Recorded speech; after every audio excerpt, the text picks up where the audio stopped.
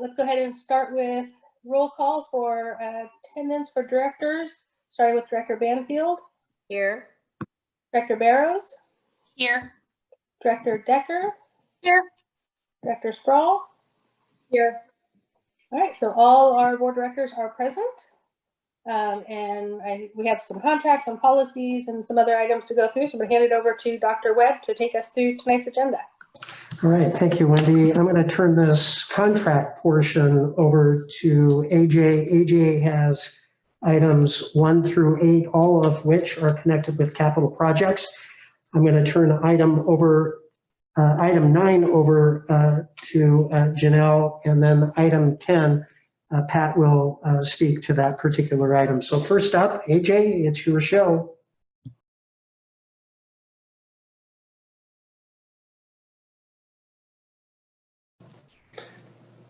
AJ, you got to unmute, buddy. Done this a few times. You would have thought I was better than that. So thank you, Dr. Webb. Good evening, everybody. A few recommendations to go over this evening. The first one being a recommendation to award bid for new reader boards and monument signs for each of our new buildings. 3 of the schools do not have the existing footings and bases, and so those will be constructed and then receive the new reader boards. The remaining 5 schools will receive new reader boards. The price for construction minus Washington sales tax is $317,575. And the recommendation is to award to the lowest bidder, inline commercial construction. If there's any questions on that? Okay. Second one is recommendation to award contract for FCRC modifications at Hazeldale Elementary School. The low bid on this is also inline commercial construction for a contract price of $129,418 plus Washington State sales tax. That's Hazeldale. Any questions? Okay. Third one is a placeholder for modification and for the secure entrance and FCRC at Roosevelt Elementary. We have the bid opening on October 27th, and we just wanted to make sure that that we got this in line in front of you for the board meeting coming up in November. But we will have the final documents on the 28th that I will forward over for pricing. Okay. And as we've done in the past, when there is a late bid opening on some of these projects, we'll make sure, consistent with previous direction, that this gets shared with you in the Friday briefing. And obviously, if you have questions or concerns at that point, you can certainly reach out to me or AJ. Fourth recommendation on the list is for the replacement of the gym bleachers at Jason Lee Elementary School and installation of new bleachers. This is a KCDA contracted contract for a total price of $135,640 plus Washington State sales tax. Questions? Okay. Fifth on the list is recommendation to approve entrance controls, integrated security for the security components at the new Walnut Grove Elementary School. Construction price for installation and components is $117,981.60 plus sales tax. Questions? Okay. Number 6 is for Houck Elementary for the beautiful brand new windows that just got completed down there. We need to get them covered up with window covering now. So we have quotes on that. The low quote is to Cash's Drapery Incorporated for a total price of $53,912 plus Washington State sales tax. And we'll be wrapping up, getting really, really close to wrapping up Houck. So it's looking good. 7th item on the list is continuing on with athletic field improvements is to add the drainage to Skyview baseball fields. Those teams have been unable to play on those fields for the last several years. They just get too wet during baseball season. So we're really excited to get this project underway. It's a KCDA project as well at the price of $409,200 plus Washington State sales tax. Okay, any questions? Okay, the last one that I have on my list tonight is recommendation to approve utility service covenant for Truman Elementary, and this is to give the city access to the utilities for ongoing inspection and maintenance. Pretty standard. So no cost item on this. Okay. There is a bill of sale pending that we are still trying to get, but we will make sure that we have that secured and to you prior to the board meeting. Okay. And that's what I have on my list for this evening. Thanks, AJ. The next item is a recommendation to approve the independent contract with Dr. Yemi Stembridge. And I'm going to have Janelle, as our Chief Equity Officer, speak to this particular contract and respond to any questions. Janelle? All right, thank you. Yes, this is to approve Dr. Stembridge's contract. Dr. Stembridge has worked with various schools in our district in the past with a lot of success. And so we want him to come back and work with all of our schools. And principals and teachers are very excited about this work. It directly supports the equity initiative. And we know that this is the CRE work is going to expand our capacity as far as responding to all the needs of the students responding to the needs of all the students in our system. So the funding source for this is the general fund, particularly the OSSI grant. That's the Washington State Office of Systems and School Improvement. And the recommendation is that the Board of Directors approve the independent contract for $105,000 in total compensation for Dr. Stembridge. Are there any questions? I just have a question on kind of what type of role. As I'm looking through, it's, it says what she will provide, or he will provide consultation and training to educators and administrators. So is that kind of an even balance of that, or like what does that look like as far as is it consulting with you, and then you provide some additional training, or is it like direct training of like teachers, like doing ongoing training, or what are some of the types of things? Sure. That I appreciate that question. Dr. Stembridge will mostly be working directly with teachers. And so he'll work with school teams initially, and then his work, he strongly believes that the equity work happens in the classroom. And so he works with teachers around pedagogy. Okay. And is that something that like all of the teachers will be trained in? Like there'll be something that all educators get, or just specific like groups at schools? Yeah, and so all educators will have the opportunity to work with Dr. Stembridge. Some will work more individually, and it really just depends on the needs of the particular building.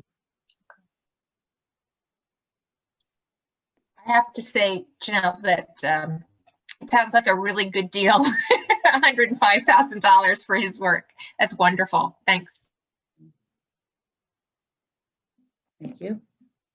Any other questions?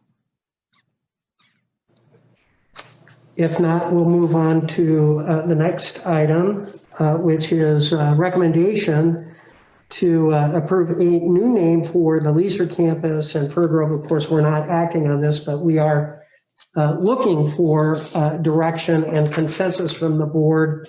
As you know, as we relocate these two campuses to new locations, school communities, staff and families strongly recommend rebranding with new names for those campuses. I'm going to turn this over to Pat. Pat will speak just briefly to the high-level process.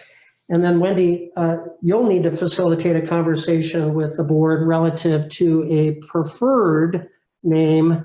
We're not acting again on that, but a preferred name so that we can agendize that for a board consideration on November 10th. Pat? Okay, I was part of a committee for renaming Leeser and Fir Grove, and the committee facilitated the process, and we worked with the principals to collect name submissions from both of the school communities.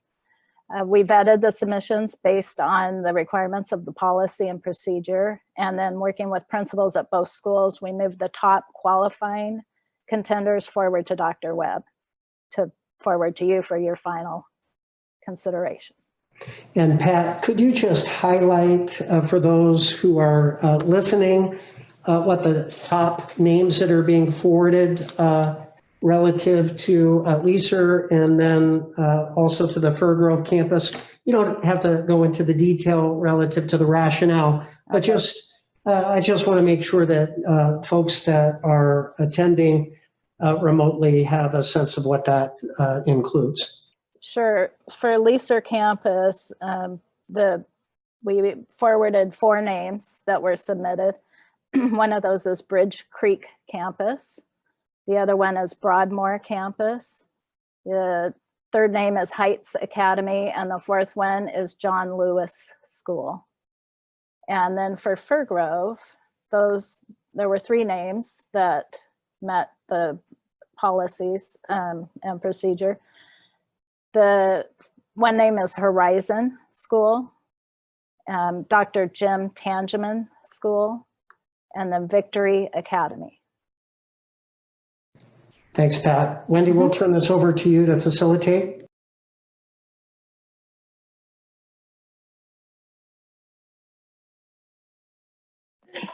Sorry, I swiped and I swiped too far and I lost all of you there for a second. All right, so this is just an opportunity for the board to kind of discuss or share some their thoughts on the suggested names, and I'm just going to kind of open it up and hear so we can hear what people's kind of reactions or thoughts are with regards to the recommendations.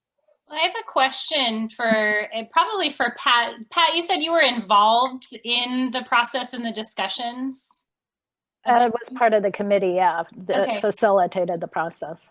I'm just curious. I know like these are the names that kind of went forward, but specifically from like the staff or the group from like Leeser and from Fir Grove Vista, are there ones that the staff really, you know, of these options that they really kind of prefer, or, you know, that were favorites from the group?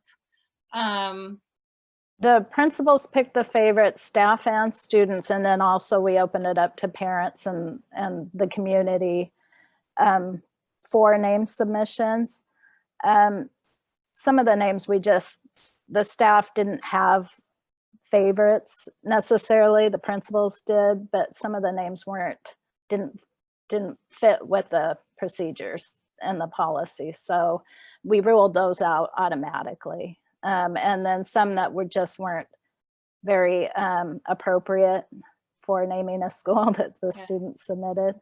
Of the ones that we have though in front of us, are there ones that, you know, if we think they're all fine, I'm just wondering, are there ones that the staff really liked or I know that Leaser campus was especially, they favored Heights Academy, was one of their favorites. In fact, both schools wanted that name. Oh, But we couldn't have two, so. And then as far as Fir Grove, I don't know that Jeremy Burles had any specific favorite for that. if I could ask, so are we voting on these, or is it the policy that it goes back to the students at the school to vote on it? Here's the process, Kathy. By policy and procedure, the committee brings recommendations to me. I vet those recommendations. Typically, I don't intervene. I just forward the recommendations that come from the committee. And then it's incumbent upon the board to deliberate and act on one at a regular business meeting of the board. If the board cannot reach consensus on one to act on, you would direct me to go back to the committee and invite the committee to identify more names. Okay.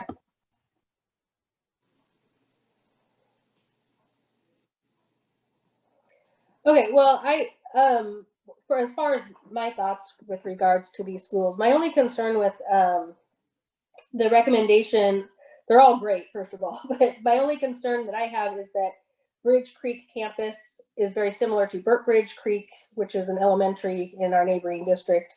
And I'm wondering if that might cause some confusion potentially down the road. And that's the only, my initial reaction to these names are very positive with the exception of that one. And that's only a concern for potential confusion. I think the Leaser names, Broadmoor Heights, John Lewis, are all excellent names. I don't necessarily have an overwhelming preference for one over the other. I'm like the historian, so I always like naming buildings after people, but that's just me. Any other thought? Let's talk about Leaser first, then we can look at the new name for Fir Grove. Any other thoughts with regards to the recommendations for Leaser?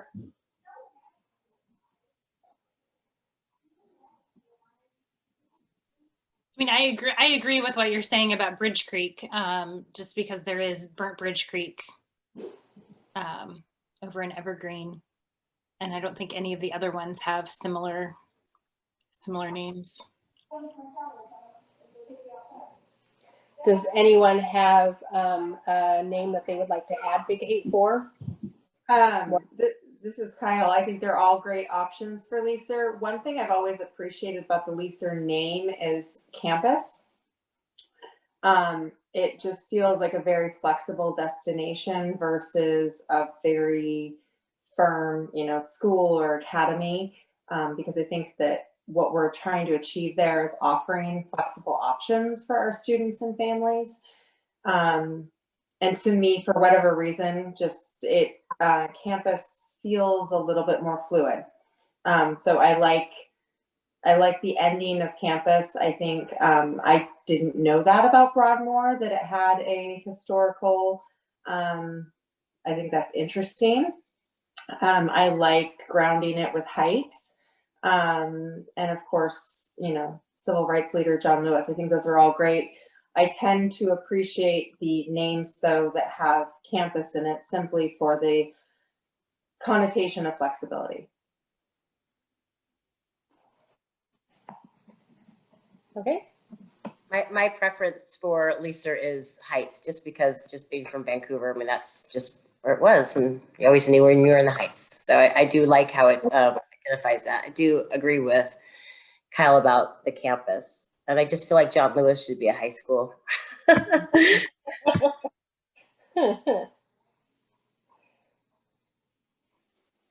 Is that an option that we could do Heights campus? Are we limited to these four, or?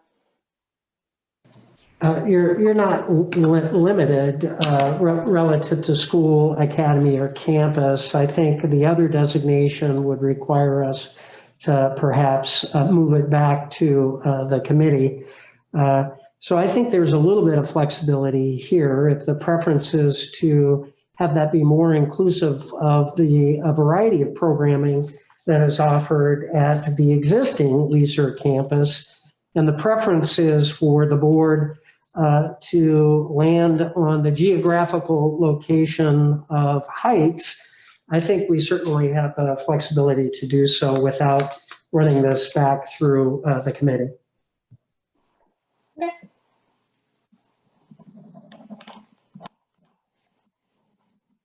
So Kyle, it sounds like you are recommending maybe Heights campus. I am. Okay. All right. Any last thoughts before we look at the other names? All right, so let's go ahead and turn to the suggested or recommended names for the Fir Grove campus, or for Horizon. Is it Dr. Tangeman? That's correct. Jim was a longtime educator and founding administrator of the Fir Grove Children's Center. And thank you very much. I'm sorry, go ahead. No, I was going to say Jim passed away a number of years ago. Thank you for including the all the wonderful kind of tributes to him in the information here. Like I said, I always like naming buildings after people, and I think with the very personal connection between Dr. Tangeman and Fir Grove, my personal preference at this point is the Dr. Jim Canton School. Any thoughts? I would agree with that. As I'm reading through just the advocacy that he did for students with special needs, and I just think we have kind of a leader that we want to name a building after, and we have the building to name it after. I just think that that opportunity, it seems like the right timing, just with all of the work that he did. As I'm reading through all these testimonials and things like that, I think that's kind of what I tend to lean towards. Just knowing that it's for Fir Grove. That was my same instinct. I think it's a great way to honor someone that has contributed so much. And I, like Wendy, like historical references in building naming. My only question, maybe for Pat, or just something to consider, is an appropriate and respectful nickname, because we know that long named schools often get truncated when they're referenced, and just wanting to make sure that it's accessible for all of our constituents to say, and those attending, that they, that might be a mouthful for some of our students and families. Just something to think about. Mm-hmm. I also have a question about when a building is named after a person. Has his family been reached out to, like, about this opportunity? Are they supportive of a building being named after him? Is that something they are okay with? Yes, he has 2 children, and they were both contacted and were very supportive of. They were honored that it was even a recommendation. Okay, I wanted to make sure that was covered. I assumed it was, but if it's being strongly considered, I want to make sure that family members are supportive of that.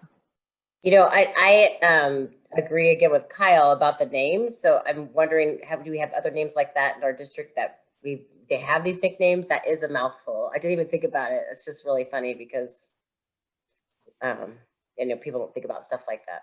I think the nickname that was used for Dr. Tangeman was Dr. T. Daniel spoke to that, I think, in his testimony about. So I don't know if they would call it Dr. T School, or it would probably get shortened to Mr. T. I don't know. Knowing kids. Well, or just Tangeman. And it could be Tangeman, yeah.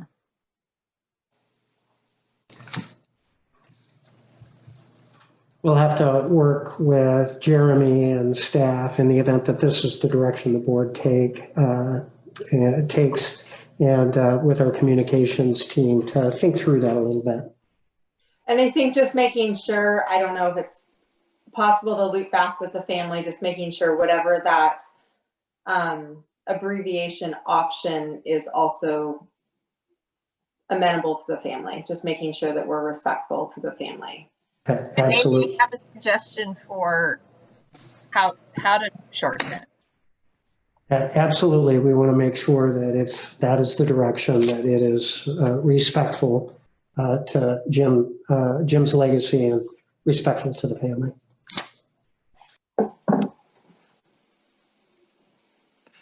Okay, unless there's anything else, Wendy, I think we've got general consensus on these two. All right.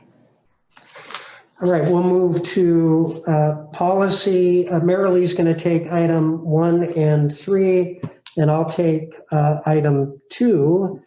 So Marilee, you've got the first item. Okay, we are recommending updating policy 3122 because OSPI adopted emergency rules that redefine school absence in the context of remote instruction and the recording of daily attendance. So the policy that you have in front of you is updated to include the provisions of the emergency rules, which are in effect for the 2021 school year. Any questions about those proposed revisions?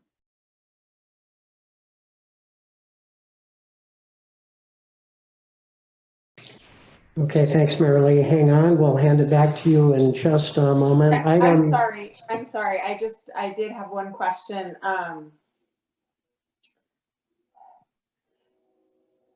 In relation, this would be a first reading. It wouldn't be voted on for a few more meetings. Does this policy during remote learning, does it have any kind of context around excused versus unexcused with COVID, or this is just more of a general policy moving forward? This is specifically related to whenever we have remote instruction, how attendance will be taken and what absence means. Okay. So, yeah. It is highly probable that districts throughout the state, as we've navigated distance learning 2.0, may leverage the kinds of systems, the kinds of practices that are in place prospectively when we do return to some sense of normalcy in an effort to mitigate what has historically and of course favorably received by all children in all districts is known as snow days. So rather than close schools, we might be able to pivot with a distance learning 2.0 in lieu of in-person instruction and still meet our instructional day requirements. Thank you for that clarification. Talk about a silver lining. Wow. Sounds not like a silver lining to any child ever. Thank you very much. Understand. Absolutely. I'm still a big fan of snow days, and I'm not certain I'm a supporter of canceling snow days either. But nevertheless, it is an opportunity for districts to think differently about this moving forward. I still have a little bit of sensitivity about a couple of years ago when we had 8 extra days. So that's what I was going to say. I remember when we went up until almost the 4th of July. So it would be nice if we could have that option. Absolutely. Unless there are any other questions, we'll move on to the second item under policy. The second item is a recommendation to approve the 2020-21 public policy agenda for Vancouver Public Schools. I think most of the board is aware that this is an annual action item. Typically, it was produced through the policy committee, and of course, crafted initially in consultation with our senior leadership team by Tom Hagley, Chief of Staff. We use this public policy agenda as a way of framing in a one-page document what our legislative priorities are as we embark on the next legislative session. And as the board is aware, that happens and begins in January. Thus, the timing in getting this in front of the board at the workshop today, and then subsequently the board acting on that final draft in November. We use this as we interact with legislators during the session. We leverage this particular tool with our paid lobbyist, who is our boots on the ground, as a way of framing the kinds of conversations in the halls or on the phone or pulled off the floor as a way of influencing legislative outcomes. And you'll see we've got some immediate near-term interests. Most of those near-term interests that have been identified are with respect to the COVID budget challenges that we face in the near term. We do also have some more long-range interests, and those long-range interests, in light of the significant budget shortfall that the legislature faces, we recognize that it is a multi-year approach for influencing those kinds of outcomes, particularly in light of the current pandemic. And as I recall, I believe we've got some high-level priorities relative to federal public policy.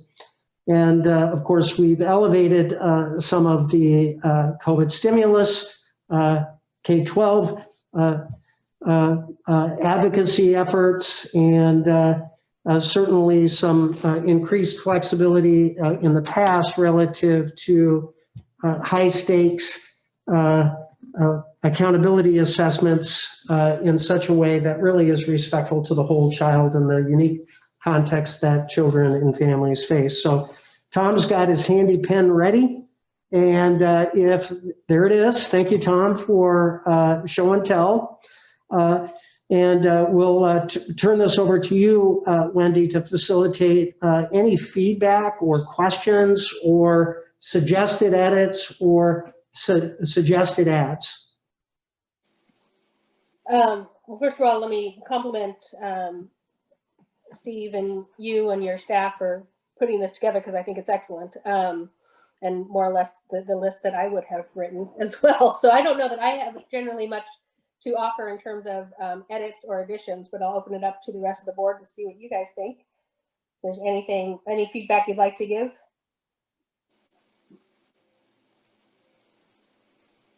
I have no feedback. Okay, absent feedback or additional questions, we'll prepare this for board action on November 10th.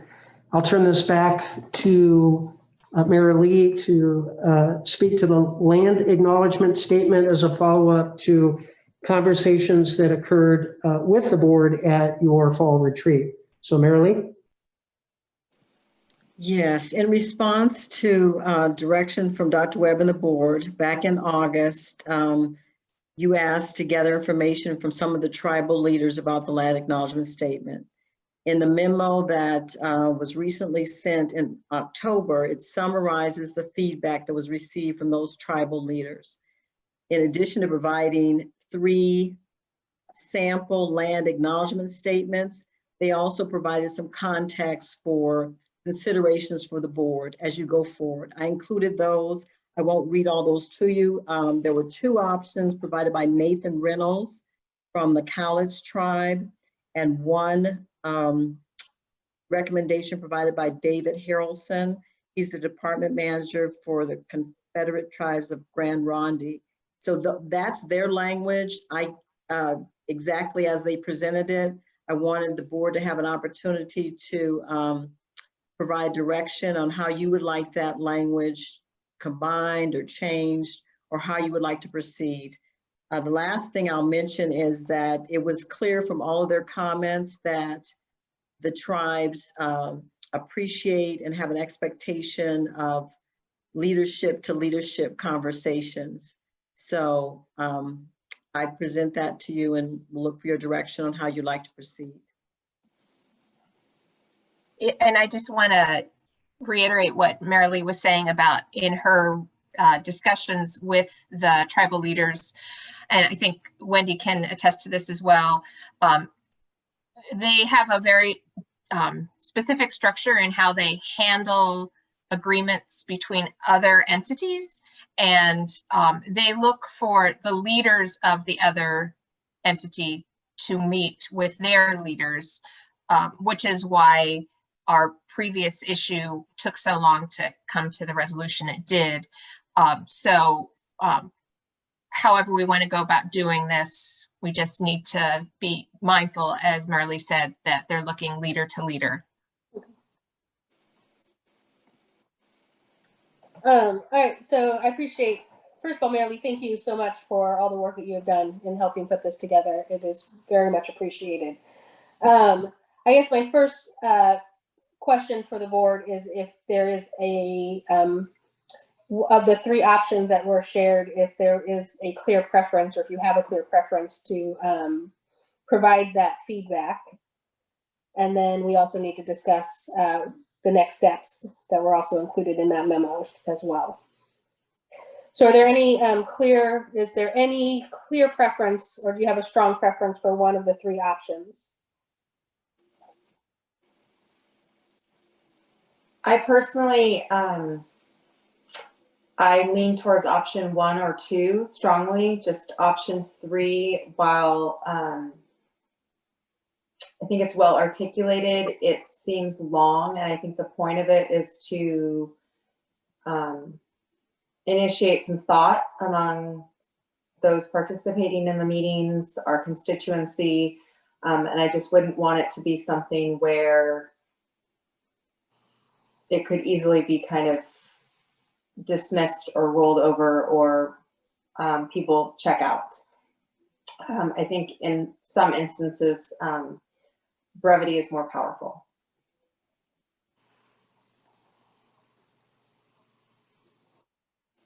Yeah, I think my preference was for either option 1 or 2 for much the same reason. Don't get me wrong, I enjoy talking about history all day long, but I think that in terms of efficiency, and also I think that they're, like Kyle said, I don't want to run the risk of people kind of dismissing what's being said, or even kind of tuning out if it's going on a little too long. Rather be more to the point and more thoughtful, I think. I do have a question, because I agree with you. The first two statements specifically talk about the Cowlitz tribe. And I'm just wondering, because the option 3, and so I assume that's because of who it was written by. I'm just wondering, do we need to, again, I'm still learning about, I'm not originally from Washington, so I'm still learning about the different tribes that are around here, but do we need to include other groups of people in that statement? So I think one of the reasons why it leans towards the Cowlitz is because the Cowlitz has been officially recognized by the federal government as a tribe. The Chinook, believe it or not, have not. Okay. And they are still working towards that. So that's the reasons why that has happened. Did I just zoom out? Yeah, you paused for just a minute. Okay. You guys know, I thought it's either you or it's me, and I think it must be me. I just didn't know if we needed to be more inclusive towards all Indigenous people from this area, because this, if the person who wrote it is from the Cowlitz tribe and just wrote it as a land acknowledgement for the Cowlitz people, I wasn't sure if that needed to be considered. Well, and I think that actually kind of leads to the next part of the discussion, which is making sure that we do this in consultation with local tribal leaders. And I think that's an excellent question and conversation to have in that part of the process. Because I have the same question, Tracy. And I understand that the Cowlitz are federally recognized, but I also think it's an injustice that the Chinook are not. So Agree. Well, and I think if we are doing this work to honor, I think we want to avoid inadvertently excluding other groups of people. I guess I just want to make sure that we are being inclusive of all Indigenous people. And the only caution I have is that because the Columbia River, where we are, was such a confluence, the Columbia and the Willamette were such a confluence of shipping and fishing, and there were a lot of tribes that settled here throughout this land's history. So we could go down that road. We just have to make sure that when we go down that road, we're not like the statement doesn't become 10 pages long because we're including all these other tribes. Because if you look at the history, you'll find that. So we just have to make sure, like when you said those, that we work with the current leaders and figure out how we can be inclusive without being overwhelming. Okay, so I'm wondering, not to put you on the spot, Kathy, but since you did such a wonderful job connecting with the local, and you kind of already have that relationship established, would you be willing to kind of take the lead on the next step on behalf of the board? And I'm happy to obviously work with you too, but. I would love to do that. Okay. So I think then the next step obviously would be to make that more direct connection between the board and the Cowlitz. And then we can bring back the we can bring back a final recommendation for the board to approve. Sounds great. Okay. Does anybody have any objections to me doing that? No objections. I think rereading the statement considerations, I just want to make sure that our intent,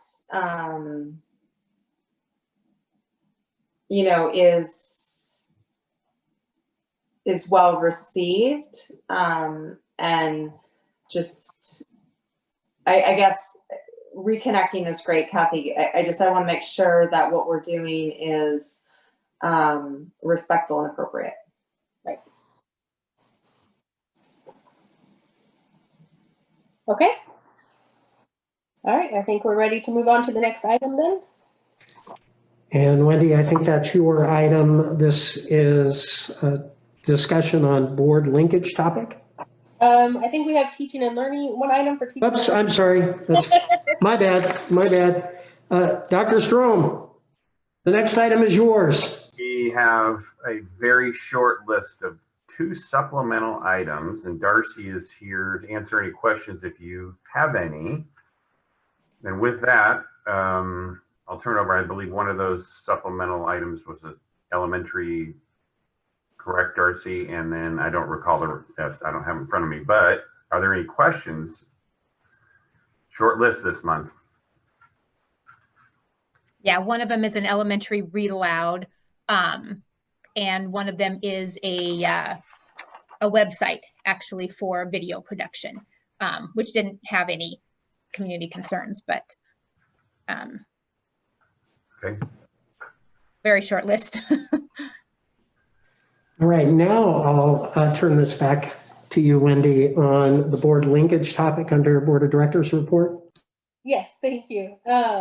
So we have our next board. First of all, I want to say thank you to the staff again for the last board linkage, which I have to admit I was feeling rather nervous about as terms of how it was going to be managed with kind of a freewheeling discussion with the community, but it was great. And I got a lot of really positive feedback, and it sounds like the other board directors did too. So I wanted to open up discussion. We had talked about in the past the idea of the equity team kind of helping inform us in terms of what topics we would like to explore. We have a linkage coming just before the next equity committee meeting. And so I wasn't sure, and maybe we can invite Janelle, if Janelle's still here. I don't know if she is or not. There, wait. I see her. Yes, I couldn't find you on my screen, Janelle. There you are. To maybe weigh in on this a little bit too. I'm not sure that the equity committee is going to have an opportunity to bring forth a recommendation to the board in terms of topics for potential board linkage before the next board linkage is scheduled. So I just wanted to kind of open it up and hear if anyone has any ideas or thoughts about what else they would like to explore for that. It's not till February, so we have time, but just kind of be thinking ahead. Well, I personally think, you know, we have kind of a shared focus this year with equity. And so I wonder if we kind of target some different, you know, topics around that, or different, you know, equity. I mean, a lot of times we often think of racial equity, but there's other types of equity, and kind of maybe do some focused listening sessions to some of our, you know, parents and stakeholders that represent different groups. I think it would be nice to have a linkage that was focused on the parents and other, you know, guardians, what have you, the adults involved. And then I think it would also be nice to perhaps have a linkage that involved the high schoolers, definitely. If you go lower than that, then it can be kind of iffy. But although there are, not to say, for those parents out there listening who have middle schoolers who are really good at this, not to say that there are middle schoolers that would be good at it too, but if we're going to open it up, I think it would be really nice to have the equity conversation with families, but then also have the equity conversation with our young adults.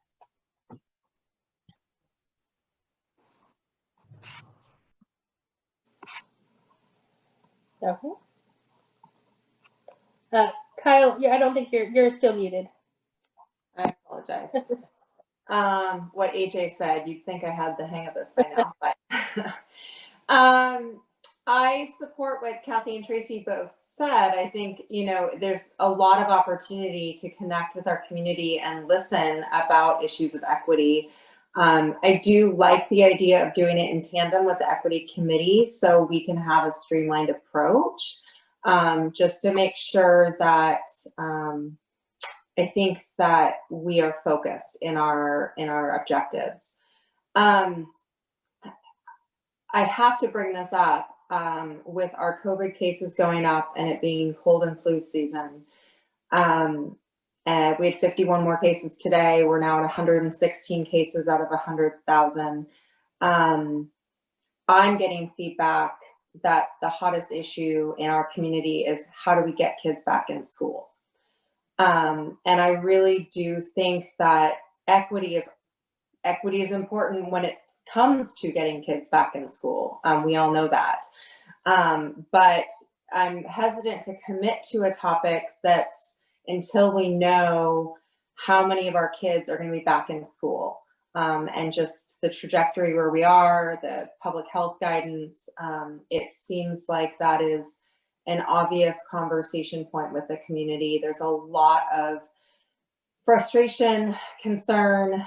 Parents are just not able to manage their job and their kids, and it all comes back to equity. So I think that the session we had about remote learning, I really appreciated the feedback, and maybe we can advertise it a little bit more to get more participation. But if our kids aren't back because we have disastrous COVID situation in February, it seems like that is the most obvious conversation point with our constituency. Well, and I think there's an opportunity to maintain a certain amount of flexibility too, with regards to it's not till February, so. Well, I mean, I'm crossing my fingers. Yeah. I keep seeing the numbers going up, and I know that we're entering into cold and flu season. So I want to make sure that we are responsive to kind of the hottest, most pressing issue at hand. Right. And I would second that. I mean, if we're not in by February in some form of in-person learning, I think people are going to start to hold linkage sessions outside our front doors. So we might want to at least put that on the agenda. Well, I mean, to Kathy's point, I do know there are plans of parent groups trying to get together. What do they do? Who do they write to? There's already that frustration is brimming over. So, I know our next official linkage is February, but it might be prudent to make a connection with our community, explain the protocols a little bit more clearly. Why are we tied to the public health guidance? It's science, it's important, but I think there's a lot of confusion going on and a lot of very intense feelings about not having kids in school. And a lack of understanding about liability issues and the fact that, I mean, we know this is what's happening on so many issues, is people basically surround themselves with people that think like they do. So the people that want to go in person full on, they're surrounded by other people that want to go in person full on. And then the people that don't want to go in at all are surrounded by people that don't want to go in at all.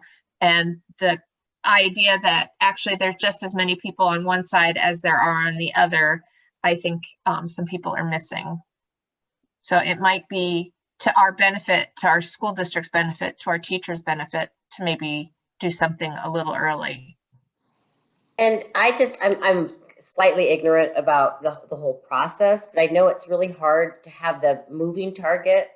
So I think what I've heard from a lot of people is, can we set a date, even though it's so far out, so we could just plan for that date instead of it being like 2 weeks from when we drop down. So, I mean, those are the kind of conversations that we can have with people. They can tell us I don't even know if we can do it, but at least we can hear from them if that would be beneficial, like a different process. I don't even know if we can have one. Well, it sounds like there is some flexibility here relative to the most pressing topics at hand. Certainly, we can work with our team, Janelle and the Equity Advisory Group, to line up what might be an appropriate set of questions that might frame that linkage conversation. And I do think, Kathy Decker, there is great value in listening to a student voice on this, because as a father of a Black son, I know that his experience is uniquely different because of his race and the color of his skin in our schools. And he has quite a bit to say about that. Often to me at the dinner table, often in the pickup truck as we drive, or sometimes after a basketball game or a football game. Although not of late relative to the latter two, because sports generally are not active. But I think there's great value in elevating and amplifying student voice here. Yes. Anything else on that, Wendy? I don't think so. Okay. So we are going to recess to executive session for the purpose. We have two different topics for potential litigation, and then also personnel to evaluate the qualifications of a public employee for approximately 1 hour with no business to follow. Did I get it? You crushed it. All right, so I will see the other directors and Dr. Webb in executive session. Thank you, guys. Thank you, everybody.